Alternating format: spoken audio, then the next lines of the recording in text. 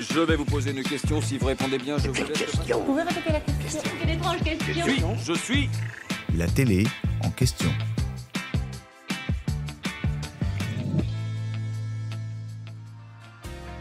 Très souvent, les grands gagnants des jeux télévisés ont le privilège de remporter de très belles sommes d'argent.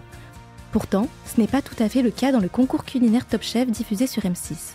Avant 2013, l'émission présentée par Stéphane Rothenberg offrait bel et bien un joli chèque de 100 000 € au vainqueur de l'émission.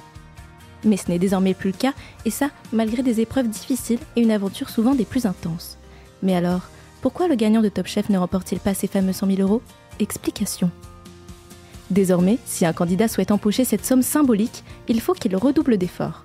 Lors de la finale, les 2 finalistes sont jugés par les membres du jury, mais aussi par un panel de 100 personnes.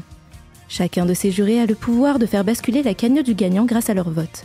En effet, le montant du chèque obtenu par le vainqueur dépend du pourcentage de voix obtenues lors de la finale.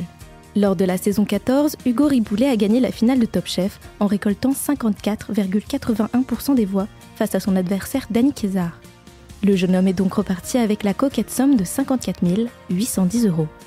Vous l'aurez compris, pour toucher les 100 000 €, il faudrait réunir 100% des voix. En bref, le score parfait. De quoi booster les finalistes qui doivent se démener pour convaincre un maximum de personnes. Mais dans une compétition aussi complexe et imprévisible que Top Chef, faire l'unanimité, c'est mission impossible.